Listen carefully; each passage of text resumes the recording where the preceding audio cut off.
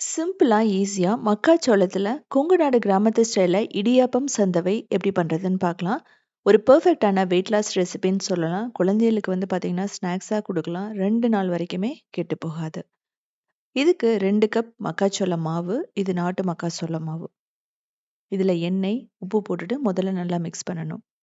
இதுக்கப்புறமா வந்து பார்த்தீங்கன்னா, நல்லா கொதிக்கிற தண்ணி ஊத்திட்டு, சாஃப்ட்டான மாவு மாதிரி நம்ம பெசையணும். இப்படி வந்து மிக்ஸ் பண்ணதுக்கு அப்புறமா ஒரு 5 நிமிஷம் அப்படியே வச்சுருங்க.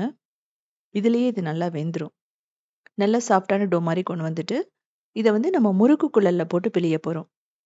இதுக்குன்னே ட்ரெடிஷனலா ஒரு மெஷின் இருக்குது. அது இல்லாதவங்க இப்படியும் பண்ணலாம். இப்ப இட்லி பாத்திரத்துல கொஞ்சம் நல்லெண்ணெயோ, நெய்யோ தடவிட்டு, நீங்க என்ன பண்ணலாம் அப்படின்னா, பிழிஞ்சு விட்டுறலாம். மாவு சாஃப்ட்டா இருந்துச்சு அப்படின்னா, பிழிறதுக்கு ஈஸியா இருக்கும். நல்லா பஞ்சு போல வரும் நமக்கு. இத வந்து ஒரு 10 நிமிஷம் மீடியம் ஃப்ளேம்ல வேக வச்சோம் அப்படின்னா, ரொம்ப சூப்பரா ரெடி ஆயிடும். இன்கேஸ் உங்கள்ட்ட வந்து இட்லி தட்டு இல்ல அப்படின்னா, நீங்க என்ன பண்ணலாம், வாழ இலையில இத பிழிஞ்சு விட்டுட்டு டைரக்ட்டா இட்லி பாத்திரத்துல வைக்கலாம். அது வந்து பார்த்தீங்கன்னா, ஒரு மெத்தட் இருக்கும். இல்ல அப்டின்னா, ஏதாவது ஒரு கடாய் வச்சுட்டு, அது மேல ஒரு தட்டு வச்சு, நீங்க அப்படியே பிழிஞ்சு விடலாம்.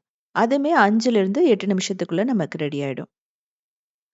இதுல வந்து நம்ம உப்மா, அதுக்கப்புறம் ஸ்வீட் எல்லாமே பண்ணலாம். நாட்டு சர்க்கரையும் கொஞ்சம் தேங்காய் போட்டீங்கன்னா, சூப்பரான ஸ்வீட் ரெடி ஆயிடும். இதையும் வச்சுட்டு எடுத்துக்கலாம். இதுலேருந்து 8 நிமிஷம் அவ்வளோதான். இதுக்கு வந்து சட்னி, சால்னா, அதுக்கப்புறம் வந்து எல்லா கிரேவியுமே ரொம்ப சூப்பரா இருக்கும். இத வந்து எடுத்தோனே ஹாட் பாக்ஸ்ல போட்டு வச்சுருங்க. அப்படிங்கும்போது உங்களுக்கு அந்த ட்ரையா இருக்காது. இதே மாதிரி ரொம்ப சிம்பிளான ரெசிபீஸ் வேணும் அப்படின்னா, நீங்க உத்தமி கிச்சன ஃபாலோ பண்ணலாம்.